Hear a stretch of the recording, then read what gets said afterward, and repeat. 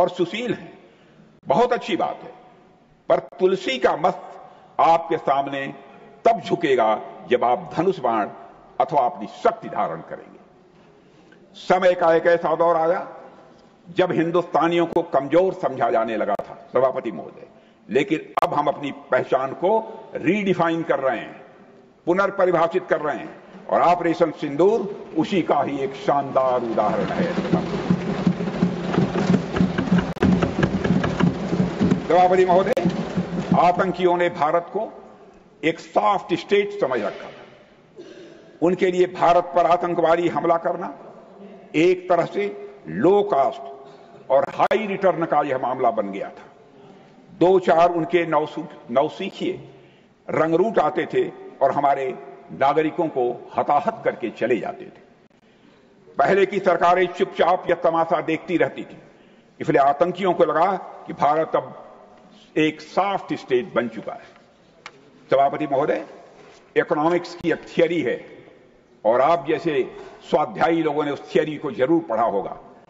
वह इकोनॉमिक्स की थियरी है गेम थ्योरी, और यह थ्योरी बताती है कि जब हमारे चिदंबरम साहब भी अच्छी तरह जानते होंगे इस इकोनॉमिक्स की थियरी को, गेम थियरी, यह थियरी बताती है कि जब किसी को यह लगता है किसी काम में लो कास्ट और हाई रिटर्न है तो उस व्यक्ति को वह काम करने में मजा आता है। सभापति महोदय, पाकिस्तान ने और आतंकवादियों ने इसी गेम थियरी के अंतर्गत भारत को हमेशा अपने टारगेट पर रखा, लेकिन माननीय प्रधानमंत्री श्री नरेंद्र मोदी के नेतृत्व में हमने यह सुनिश्चित किया है कि हम पाकिस्तान के लिए इस पेज ऑफ कैलकुलस को चेंज करेंगे और हम आतंकवाद को उनके लिए एक कास्ट मिस एडवेंचर बनाकर ही रहेंगे, ताकि आतंकवादियों के जेहन में यह बात बैठ जाए और अच्छी तरह बैठ जाए कि यदि हमारे एक भी भारतीय नागरिक को कुछ हुआ तो उनके पूरे आतंक ठिकानों को हम जड़ से नेस्त नाबूद करें। इसलिए सभापति महोदय, मैं मानता हूं कि प्रधानमंत्री मोदी जी के नेतृत्व में किया गया ऑपरेशन सिंदूर एक गेम चेंजर साबित हुआ है।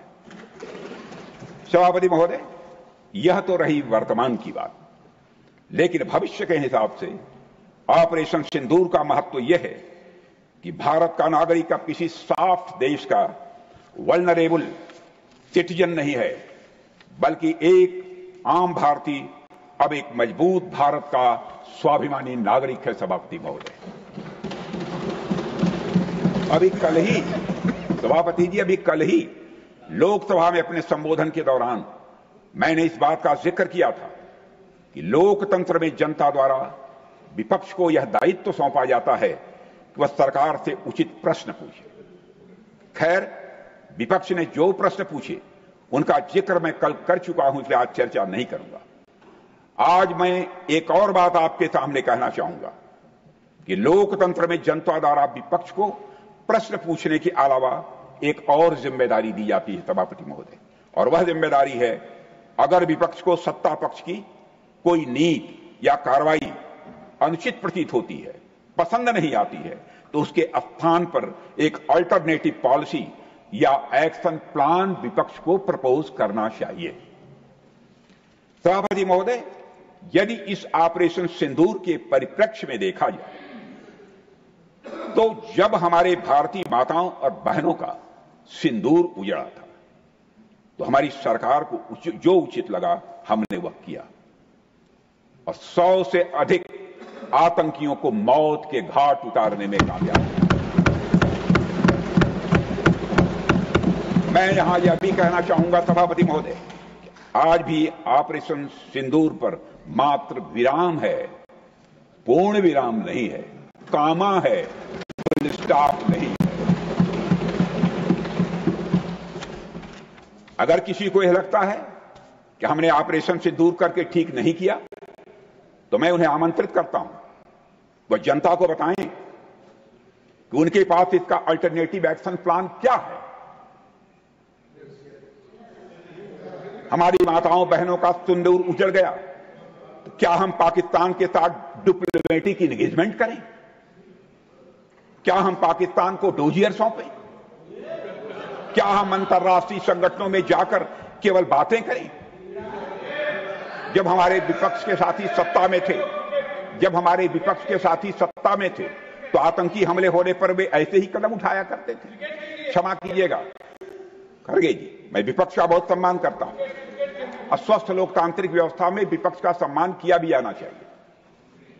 और सभापति महोदय, कुछ लोगों को लगता है कि पाकिस्तान के पास न्यूक्लियर वेपन्स हैं तो उनसे केवल बातचीत करनी चाहिए, छेड़ना नहीं चाहिए।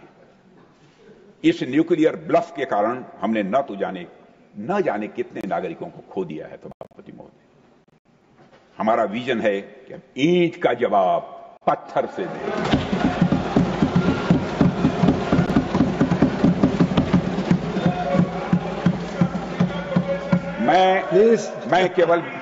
मैं केवल विपक्ष के सम्मानित सदस्यों से ही नहीं, बल्कि सभी सम्मानित सदन के सदस्यों से मैं कहना चाहूंगा, आज नागपंचमी है।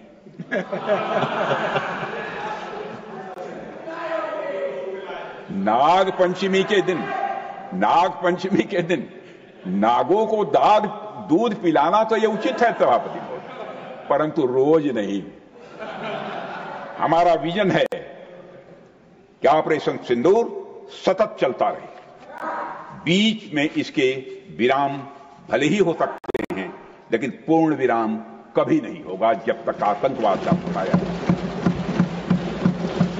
सभापति महोदय, आज जब मैं देश के अलग अलग हिस्सों में जाता हूं तो मुझे भारतीय जनता का हमारी सरकार के इस विजन के प्रति अटूट विश्वास दिखाई देता है।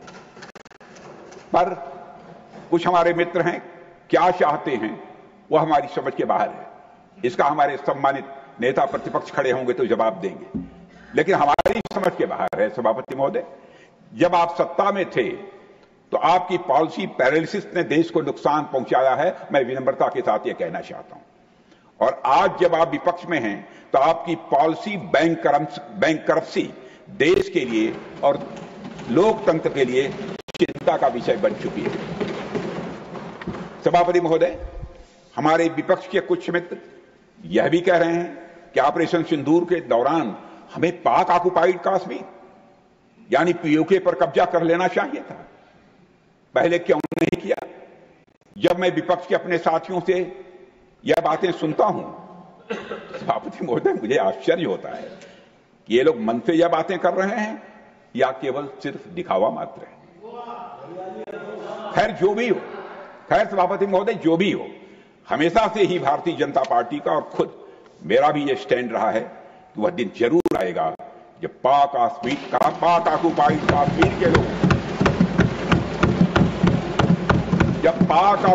कश्मीर के लोगों को भारत की शासन व्यवस्था का अंग बनने का सौभाग्य प्राप्त होगा। मुझे विपक्ष के अपने साथियों की इस मांग पर इसलिए आश्चर्य हो रहा है क्योंकि विपक्ष में जो लोग आज बैठे हैं, जब उनकी सरकार थी तो उन्होंने जो काम किया वह आज की मांग के ठीक विपरीत है। मैं उत्तर प्रदेश के पूर्वांचल का रहने वाला हूं, बनारस का। कर्म क्षेत्र हमारा उत्तर प्रदेश की राजधानी लखनऊ है, जहां से मैं सांसद हूं। और हमारी पूरब में बहुत पुरानी कहावत है, बचपन की वो कहावत मुझे याद है, बाप मरा अधियारे मां, बेटवा का नाम पावर हाउस। माने बाप तो अंधेरे में मर गया, लेकिन बेटे का नाम पावर हाउस। यानी बाप जीवन भर अंधेरे में रहा और बेटे ने अपना नाम पावर हाउस रख दिया। सभापति महोदय, जब हमारे कुछ मित्र जो आज कभी सत्ता में थे, आज विपक्ष की चेयर पर बैठे हैं, जब वो देश की शासन व्यवस्था चला रहे थे तो उन्होंने और उनके पॉलिटिकल सीनियर्स ने भारत में हुए आतंकी हमलों के जवाब में पाकिस्तान पर कोई कार्रवाई नहीं की, क्योंकि उन्हें डर था कि पाकिस्तान एक न्यूक्लियर वेपन स्टेट है। और आज जब हम पाकिस्तान को मुंह तोड़ जवाब दे रहे हैं तो मुझे इस अंधेरे और पावर हाउस वाली बाप बेटे की कहानी स्वाभाविक रूप से याद आ रही है, इसलिए मैंने उसकी चर्चा की। आज विपक्ष के हमारे साथियों को का पीओके प्रेम देखकर मुझे एक गजल भी याद आ रही है, जिसका एक शब्द बदल कर मैं आपको सुनाना चाहता हूं। गजल भी सुना रहा हूं पूरी ईमानदारी के साथ, एक शब्द बदल कर मैं गजल सुना रहा हूं।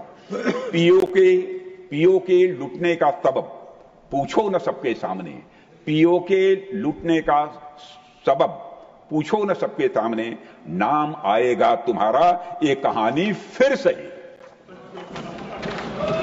खैर देर से ही सही सभापति महोदय, खैर देर से ही सही, खैर देर से ही सही। Take your seat. You are not allowed. Mr. Abdullah Suman, take your seat. Nothing is going on. Take your seat. माननीय गृह मंत्री, मैंने खड़े होने दिए। खड़े हुए विपक्ष का ये फर्ज बनता है, खड़े होते हैं तो शोर मत मचाइए, नहीं खड़े रहूंगी। खैर देर से ही सही, अगर विपक्ष के हमारे साथियों को सद्बुद्धि आई है तो मैं उन्हें आश्वस्त करता हूं कि देश की जनता का आशीर्वाद रहा और ईश्वर की इच्छा रही तो दिन दूर नहीं जब पाक ऑक्युपाइड कश्मीर लोगों को भी घर वापसी होगी। और वह दिन, सभापति महोदय, सदन में मैं बहुत सोच समझकर नाप तोल कर बोल रहा हूं, वह दिन आएगा, निश्चित समय नहीं बतला सकता, जरूर आएगा, जबकि पीओके के लोग, जबकि पाक ऑक्युपाइड कश्मीर के लोग बोलेंगे मैं भी भारत हूं।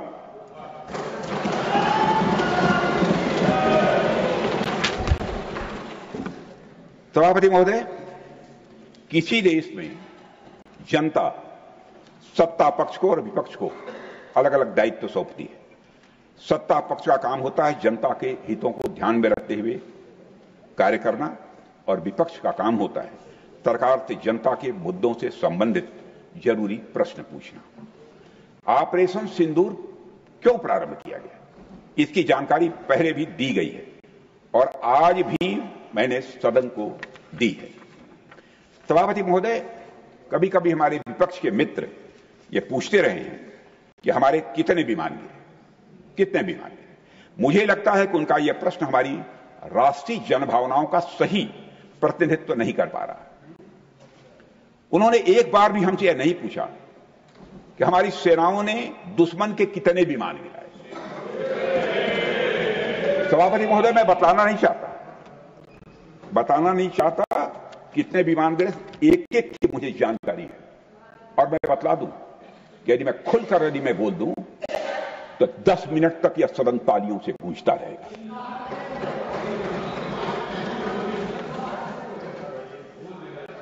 यदि उन्हें प्रश्न पूछना ही है, सभापति महोदय, यदि यह प्रश्न पूछना ही है तो उनका प्रश्न यह होना चाहिए, क्या भारत ने आतंकवादी ठिकानों को तबाह किया?